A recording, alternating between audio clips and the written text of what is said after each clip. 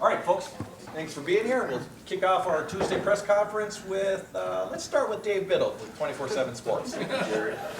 Mix it up. Playing at Wrigley Field, just your thoughts on that. It's very unique. What are you excited about? And what maybe are you concerned about, if anything, with how close the wall is to the end zone on one side? Just your thoughts on playing at Wrigley.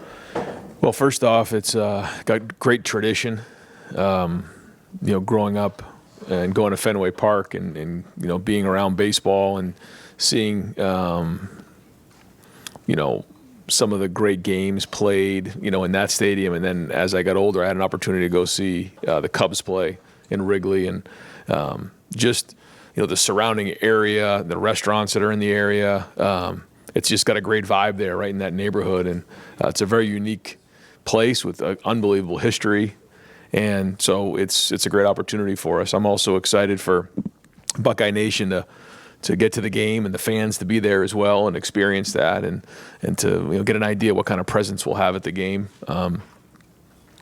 I've been a part of teams that have played at Yankee Stadium and then over in San Francisco where the Giants play, and it is different. It's a different feel, but it's a great opportunity for our team, and ultimately there'll be 100 yards of football field, and there'll be stands, on both sides, and we'll compete. So, we're excited about it, and we'll be practicing on the turf this week or on the grass this week to simulate what it'll be like there.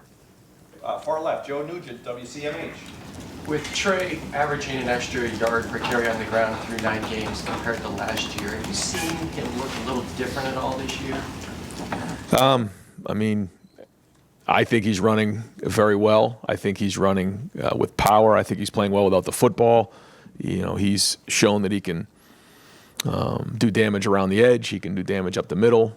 Great in pass protection. So I think he's playing at a high level, and I think that he and Quinchon are a big part of, or a great example of what it means to be unselfish. And that's a big part of our run here in November and at the end of the season.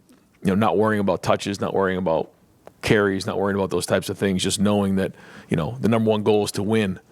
And usually when you have that attitude, you find a way to win. And I think that both of those guys have been very unselfish this year, and they're both playing very well. Over to the right, Don Sperry, WBNS. Coach, obviously you talked last week with November coming in and everything. Just your mindset now, happy with what you saw Saturday, and how important is it to keep it going with 3 games to go, and obviously big goals that are going to be coming? Yeah, well, first off, what we've done leading up to this point really has nothing to do with what's going on moving forward. It's all about what we do moving forward. But coming out of last week, I felt like, we showed some consistency, which is important. When you think about consistency, people say, well, a team flashes or a player flashes. That means they've shown that they can do it. Consistency means you're doing it over and over again. It becomes who you are. And we won the turnover battle, won the rushing yards, won the explosive plays. When you do that, you give yourself a chance to win by the margin we won on Saturday. So we got to keep building. We got to stay consistent. The players, the coaches got to continue to bring energy. This time of year, you got to be at your best. And there's a lot that comes with that. And every day you got to bring it. You got to continue to upgrade. You got to, find out ways to continue to build on what you have and find new wrinkles along the way, but allow the players to play really fast. And the leaders got to lead. And so all those things, lead you to, where we are right now. And, it's November. We want to be undefeated in November. And, I think our guys know exactly where we are in this right now. So we need a good week of work here, head to Northwestern. Dave Holmes, WSYX. Ryan, I know you don't pick when you play, I'm well aware of that, but there's been some fan backlash. People think too many noon games in a row. This one technically is going to be an 11 a.m. local out there. How many noons or too many noons? Do you guys care? What's your thought on time of day and all these noon games? Well, listen, I got to deal with a lot of fan backlash for other things other than the times of games, so I'm going to leave that for other people to deal with. I got other things I got to deal with. Whatever they tell us to play, we're going to play. It doesn't matter where it is. It could be in a baseball field. It could be 11 a.m., could be at night, whatever it is. We're going to put the football down and go play, and I'll worry about the team. Dylan Davis, Delaware Gazette. Just to build off that, just out of curiosity, what do noon games do in terms of recruiting on game day that makes it more difficult than maybe otherwise if you had a 3:30 or night game opportunity? Is there a big change in what you're able to do or how many guys you're able to get? One thing, the time of game sometimes can affect just who comes into the, who's able to make it from out of state, a little bit further away. That's about it.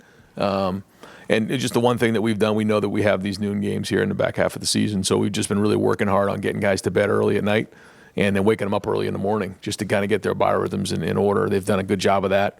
So that's about it. Other than that, we're playing football.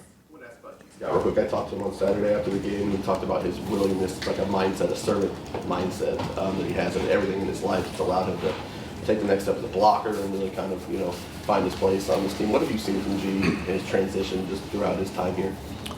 Everybody has their own journey, and I'm not sure that G, ever could have conjured up the journey that he's had since he's been here. I won't get into it, but he's had loss in his life. He's had success. He's had changes in his life, and he's gone on a journey, and it's found him where he is right now. And he's having an impact on the field. He's having an impact off the field, and I'm proud of who he's become as a young man. And that's a big part of this job is helping young men find their way on their path, and he's done that. And great to see him play well, great out of champion this past week, and get a touchdown catch. We're going to need him. Going to need him this week. Going to need him moving forward. So. Older veteran guys that have been through different things help you because of their experience on the field, but they also just help you emotionally just work through the season, some of the challenges that come, because everybody has challenges. And he's been through his. And so great to see where he is right now and take some things in his life and turn them into real positives. Right behind him, Andrew Gillis, Cleveland.com. Ryan, what did you see from Carson on Saturday? How did he grade out in his second game? He was solid. I felt like he's taken the next step at guard, playing against a front where it was a lot of we call bear front, which is really 5 down. There's a lot of one-on-one blocks there, so you got to sustain your block a little bit longer. But overall, I felt like he was solid. I felt like he took the next step, in the progression of playing guard as a starter. And we'll have another week of work here, but he came out of it healthy, which is good because he did have that one moment where he's kind of got a little scary there, but he's fine now, and so another week of work, another week of experience at playing guard will go a long way. You mentioned it would be really beneficial for him to have learned behind Luke Wickler, but with Seth, you said he's learned a lot from him. What specific lessons has he taken from him? I think there's a lot you can learn there about not just the position and the technical parts of playing the game, but also just the preparation, the practice habits. How to handle certain situations, being resilient, persevering through, good times, bad times, working through issues. When you're with the offensive line, sometimes you're going to get into a game and see things that maybe hadn't shown up, in practice or the week before. And so navigating through all that is part of it as well, and with confidence and not losing your aggressiveness. So, there's a lot there, obviously with the technical parts of the game, but also just emotionally understanding how to attack it. Tony Girdman, Buckeye Huddle. Ryan, Maurice Claret's been around the program a bit now. What is he doing for you, for the team, for the players, and what was the thought process in bringing him back? I have a lot of respect for Maurice and, where he's come in his life. And this is somebody to me who, has helped out other programs. He's done a great job with UConn basketball, and he's a guy that I like having around our players. I like talking to him. I love his mindset. He brings a toughness, a seriousness that, and a credibility with our players that I think gives us an edge, and I like having him around our program. I got a lot of respect for the things that he's been through and overcome, and the success he's having in his life now. And again, I think he's an asset to our program. And so, he comes, once a week. He'll come around and watch some practice, and then come to the games. And I think our guys have really, latched on to him. And then separate from that, you do a lot of studies. Have you done any studies about the slip rate on the turf in Ohio Stadium compared to nationally? Is that something you guys have looked into at all? So we've looked into a lot of things, and one of the things that we wanted to do was we wanted the field out here on the practice fields to be the same exact style that's in the stadium. And so after each game, we'll look to see if there was any of that going on, and then get back with the folks at the company and make sure that all the tests are coming back the way that they should. And so we've been asking those questions. They've come in, they've taken things in or taken things out. They put things in to make sure that it's right for our guys. And so we'll always look at that every week to make sure it's right. Dan Hope, 11 Warriors. Ryan, just after watching the film, how did you evaluate Edric's first start, and how do you think he can build off of that? I thought there was good there. There was obviously the one silly penalty that he'll have to learn from. But overall, I thought there was really a lot of flashes there for somebody who's not played inside a whole bunch in his career. He's got strength, he's got power, he ran to the football, didn't quite grade out, but I think there's a really bright future there at 3 technique for Edric. Stephen Means, Cleveland.com. When developing the deep ball as a quarterback, what's the more difficult thing in trying to learn and developing the overall arm strength it takes to get it there, or maybe the timing it takes to develop that with your receivers? Yeah, a big part of it is footwork. It's the footwork. It's being able to time up your footwork with the route, and that's something we're going to continue to work through. And with Will on, I think he's thrown some really good balls down the field, and then sometimes been a little bit late with his feet. So we'll keep working on that because when his feet are right, he throws a good ball. Will has talked about just adjusting to playing with these types of receivers, right? Where just throw it over to let him run under it. And it just seems like sometimes where maybe he underthrows it. Where is he in this kind of developing that and getting used to playing with receivers like this, where you do kind of got to throw it out there and let them go get it a little bit more often? Yeah. I think he's adjusted now. He's been with these guys for a while, so I just really think that it comes down to footwork, and getting and letting it go, and because when his feet are right, I mean, he throws a really good ball down the field. So that's something that we got to keep building on and growing on, and I think it was the same thing on Saturday with the long ball to Carnell. Not that it was a bad throw, it just it could have been thrown a little bit more juice, and I think if the footwork's a little bit better, it's probably a little bit more accurate. Bill Landis, Kings of the North. Ryan, you've talked a lot about making sure you have change-ups throughout the season.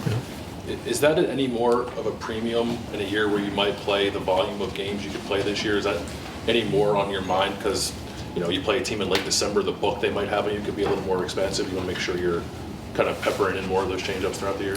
I think it's something we talk about a lot, where you can get yourself to a point where you do too much and then you start to lose your identity, or you can do too much of the same thing and get caught. So there is a fine line there and a balance.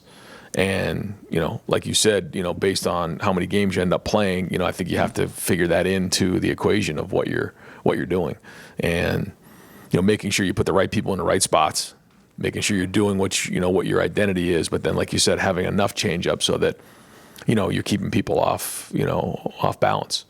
And but I think it could go both ways. You can get that too much down the road, and then you lose your identity halfway through the season. I've seen that, or 3/4 of the way through the season. So it's something we're keeping a close eye on.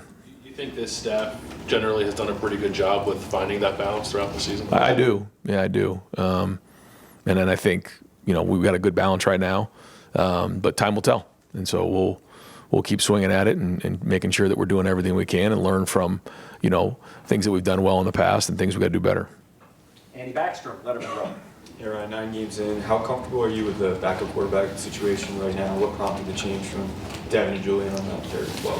Yeah, we want to get those guys as many reps as we can. We'd like to get both of those guys reps, and in that moment, I felt like it was a third down. I wanted to give Julian that opportunity to go ahead and take a third down, and I thought he used it as an opportunity to scramble and make a play, and then didn't quite keep the thing moving. We wanted to throw the ball a little bit with Julian to see how he did, because hasn't really done that a bunch in games.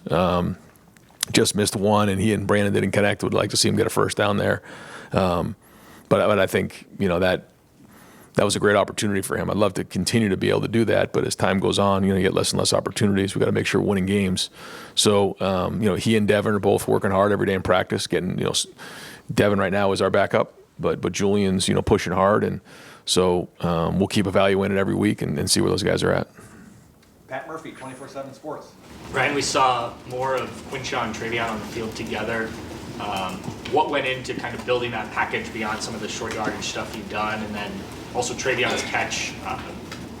We've seen him catch balls, maybe not in that fashion before. Just kind of expanding the offense a little bit there. Yeah, I think that's kind of what we're talking about. And Travion really has worked hard on his receiving skills. He spends a bunch of time on the jugs, running routes. He had spent a bunch of time running that route over the years. We never really got to it in the game, so we were kind of laughing that at some point we had to run that route because we had worked on it for like a couple of years and it just never came up.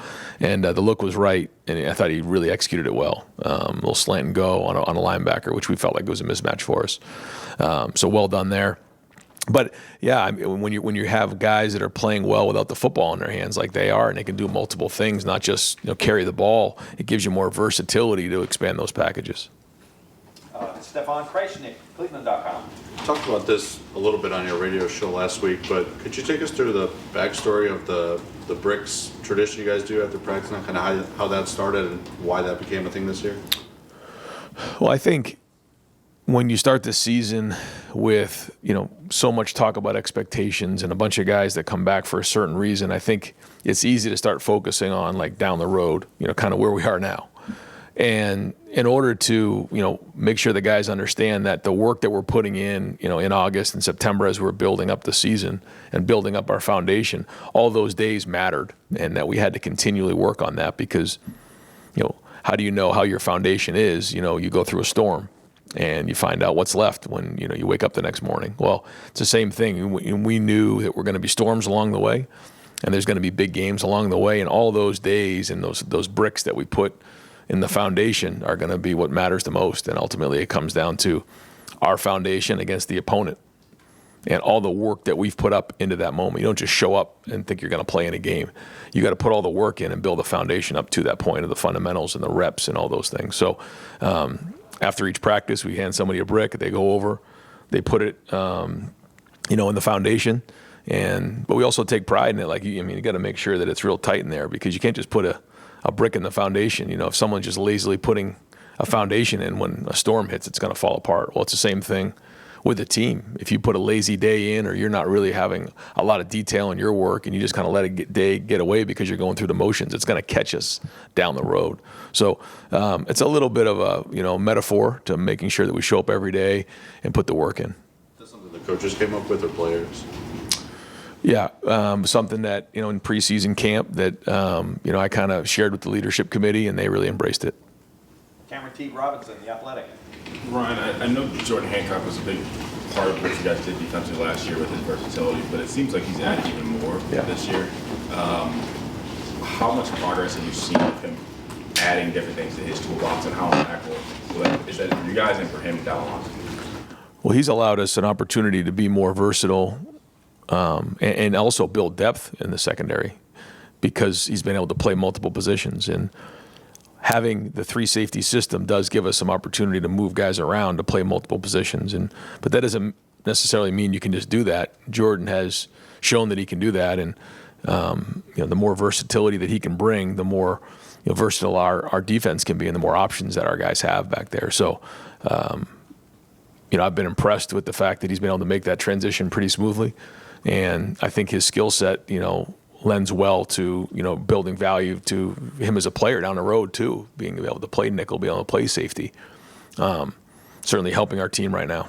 When you guys talked about this, the word used, re-engineering of the defense, you talked about putting your best players in the right positions to make plays. How impactful was Jordan when you guys were thinking about how you want the secondary, how you want this to work going forward? That was a part of it. Yeah, that was part of it. There's a lot of conversation that comes with that, but him having versatility is a part of that. It does allow us to do some things that maybe we weren't able to before.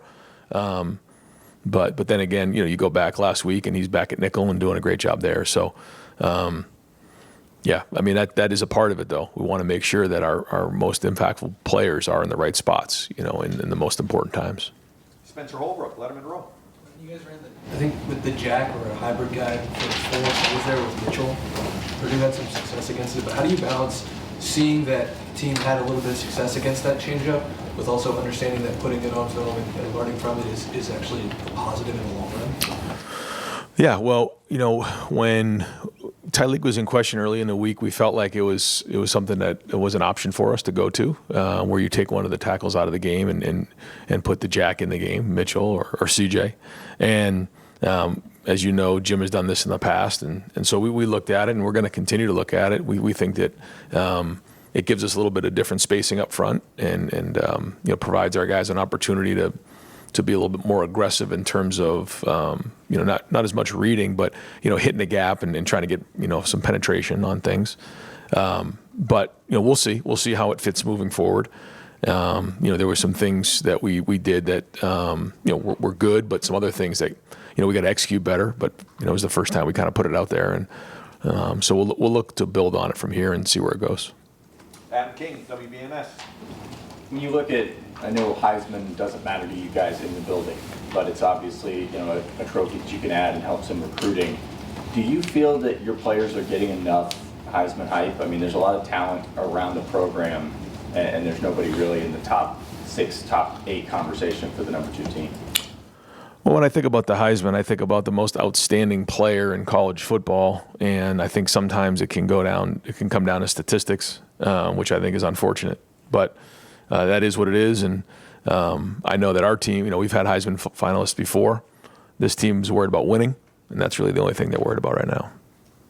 Austin Ward, the podcast. When you think about the number of players that played on Saturday against Purdue and some of the experimentation with the scheme, and we spent all year talking about the length of the season and building depth. And Bill asked about scheme, are you more willing to do that earlier in games than you have been previously in your tenure? Yeah, I think so. Yeah, I would say though. Yeah, I think we have a more veteran group, that understands what we're doing. I think when you have a bunch of guys that have played in the system for multiple years, it is a lot easier to kind of look at some different things or jump in and out of stuff, knowing that you already have X number of reps put away playing this style of defense. So maybe looking at something else isn't a bad idea. But then again, it can distract you from your your fastball. So this is a group that's played a lot of football, and they're smart and they're good. So as time goes on and these games continue, we're trying to figure out what is next, and those are all really good conversations. So if the Jack, for example, if Purdue's having a little bit of success there, and it's a 1-possession game at that point, it feels like maybe in the past it's 4 or 5 possessions, then the backups will come in. Are you holding your breath? Are you willing to take some chances in that, knowing that in the long run you're probably going to win? Or what's going through your mind if the experiments that I'm calling them aren't working perfectly? Yeah, well, I really felt like even last week, talking to the guys coming off of the Penn State game, like we have to play depth. We got to get them in the game early, and we got to play them. And so, if there are ways to do that by calling a grouping in the game, whether it's an offensive grouping, whether it's a defensive grouping, and just saying, all right, in the third series we're going in the game, the decision's already been made. Coaches want to make sure they win the game, and that's kind of the number one thing for everybody. But at the same time, playing depth is important. I thought we did that in this game. It was a focus coming out of the Penn State game. We wanted to make sure that we played depth in this game, and let some of those guys get in there, because you just never know when these situations are going to come up here as we head down the home stretch. So we'll continue to look to play depth, but obviously the number one goal is to win the game. Joey Kaufman, Columbus Dispatch. Ryan, your pace on offense this year is slower, just plays per minute and stuff like that. Is that a product of the rules change? Is slowing it give you sort of an advantage? What do you think can maybe contribute to that? Yeah, I mean, our offensive plays are significantly lower this year. There's no question about that. I think we're right around maybe 65 or maybe 64. And just when you think of years past, maybe not in the last year, but I mean, we're definitely less, or down on number of plays, which isn't always easy for the guys who want touches. And so that's another part of the conversation about guys being unselfish. The number one goal is to win the game. We feel like huddling allows, an opportunity, we don't have to worry about the signals or anything like that, which completely takes that part out of the game, which has become a big part of college football up until this year and continues to be. So that's one thing that, we just said, we're going to have the ability to do that. There's other times you've seen us go a little bit faster where we can go into a no huddle situation. And when that's appropriate, we'll do that as well. And so I think there's a give and take on all of that. You know, how many plays you're trying to get during the season plays into the conversation, but then also schematically, you know, and how you operate. What does it require you to do by having fewer plays? Like, do you have to be more efficient or Oh, yeah. situational? Or Absolutely, yeah. I mean, when it becomes more like the NFL in that situational football becomes critical. You have to be, you know, very, very efficient, but it also allows you to control the game, and you know, allows you to, you know, really help the defense with the number of plays they're on the field, and you know, keep a defense that's much fresher. So all those things come into play. I mean, you think about the way that the Penn State game played a couple of weeks ago. You know, you start with the ball back. Well, you had the one long drive, field goal, and then they have their long drive, and then, you know, we have the ball back with 5 and change left, and that was it. That was the fourth quarter. You know, we've been in fourth quarters before where there's probably been 6 or 7 possessions. It's just a different style of game. But when you can run the ball and control the ground game, then you can control the game.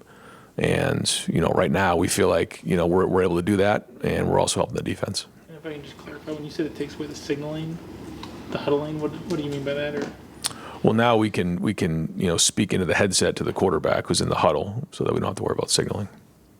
Jeff Gilbert, Press Pros. And Coach, distractions and stuff, some things have been mentioned that can be distractions, Heisman, noon games, all that kind of stuff.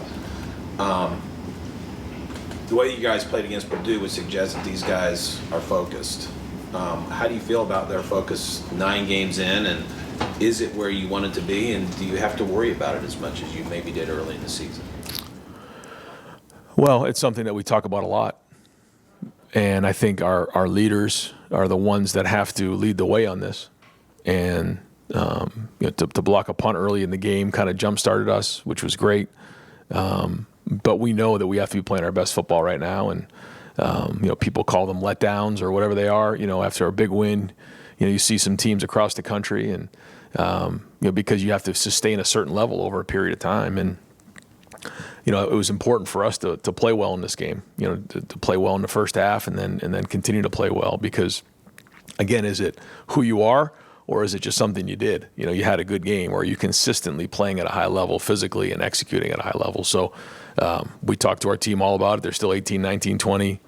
Some guys a little bit older, you know, year-old guys, but you know, you got to bring it every week, and that's what championship football is all about.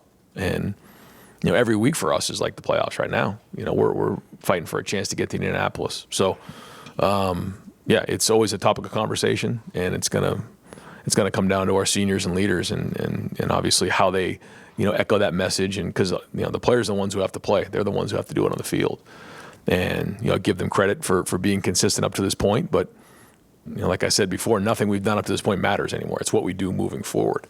And I know that these guys are going to come in with a good week of practice here at 2:30. Deep left, Noah Weisskopf. Ryan, Northwestern, after just watching their tape, what stands out to you about them specifically? And we've always had good games against Northwestern. You know, just most recently, a couple of years ago, when we played, you know, Ryan Field, and you know, the weather was a tough day, but it was, you know, I think the final was 21-7, and it was everything we could handle to get out of there with a win. We played them in the Big Ten championship game. It's very similar to those teams. They're very sound in what they do. Their scheme is very sound. They're built from the inside out, and you know, they're gonna make you win the game. They're gonna, you know, force you to earn it, and you know, so they're a very good team, and you know, a Big Ten team on the road, and you're in November, so you know, we have to play well, and you know, we always feel like it's about us, but we want to know our opponent, and they're always well coached. Bill Rabinowitz, Columbus Dispatch. It looked like Donovan Jackson took another step forward as playing tackle. Was that your impression? At what point do you think it'll be that he's actually a left tackle and Right. not a left guard trying to play left tackle? You know, I actually brought that up this past week. You know, at what point does he become a tackle? Because I think he can be a very good tackle, and I think he has versatility. He's showing versatility. So, you know, he's just increasing his value overall, not only to this team but for himself individually. And you know, we talked about, I don't know exactly what his weight's at today. I'll go find out. But you know, trimming a couple pounds. Just, you know, when you're in there as a guard, you're working in a smaller space. You know, a little more of a road grader, trying to move 3 techniques and noses. Where now you're on the edge, a little bit more length, a little bit more athleticism, and so. But he is athletic. He has length, and he can move his feet. So just doesn't have the experience of somebody who's played multiple years at the position. But he's played up front, and every time he's out there, he's getting better. He's a quick learner, And it's going to be a big part of our November right here is how Donovan plays at left tackle. I looked at the forecast, 10 to 15 mile per hour winds on Saturday. Okay, good. It's about 70 degrees less, or 70 miles an hour less than last time we were there. What was that game like as a coach, knowing that you had to throw out 3/4 of your game plan? Yeah, you learn. You learn to always have, the ability to go Wildcat. You better have that in November and it might have been October, but in the Big Ten, because we came out for pregame warm-ups and the punter kicked it. The ball went straight in the air and landed on our side of the line of scrimmage, and I had to grab the ref and say, "What did that happen in the game?" Because I didn't even know the rule on that. And so what ended up happening was when the wind was in our face, and Northwestern did the same thing. They were trying to eat up the clock and huddle, and then when the ball was behind us, we were trying to go no huddle so that we could, punt the ball and throw the ball with the wind behind us. But even when the wind was behind us that day, it was a challenge. So, CJ did a great job pulling 2 big runs for us, and that's kind of what bailed us out. And but that was a nightmare of a day for sure. Tyleek's good to go. Tyleek will be ready to go. Yeah. Final questions, Tim May, Letterman Row. Yeah, just 2 quickies. Thanks, Jared. Number one, will y'all go to Wrigley Field on Friday afternoon? I mean, it's a baseball park's totally different from a football stadium. I know you know that and stuff, but sight lines and stuff. Is that important to you to maybe get the team there? We usually don't, but we are going to because it is unique. And well, I mean, just what do you want the guys to see more than anything else? I guess when they're in there. Yeah, I'd like for them to see just the makeup of it. I want them to see the turf. I want them to see where the infield is filled in with some of the sod. I'd like for them to see how we're going to handle halftime. We're going to be in the bullpen, not going up into the locker room. There's just some different things that I'd like for them to see, and then also show them a little bit about what it's like because it is going to be different. It's going to be a different feel there. It's a baseball park. It's different than a football stadium. So, do I think it's a big deal? No, but a lot of people do that. They bring their team to the game or to the venue the day before. We don't usually do that, but we will on Friday. The other thing, every week we see something new from this offense. You kind of got asked about it earlier, just about evolution of things. And have you been happy with what you've been seeing from the standpoint of one week to the next? Like maybe throwing the ball downfield with the running backs a little bit more than you have in the past and things like that. Just what's your mandate there, I guess, to chip more than anything else? Well, I think there's been a lot of things that we've done well. I think there's other things that we got to continue to improve on. I think back on some of the things we've done well, and I think getting the ball to our playmakers in space has been good. I think, we've shown that we can be physical up front running the football. I think adding Will to the run game has made a big difference. We're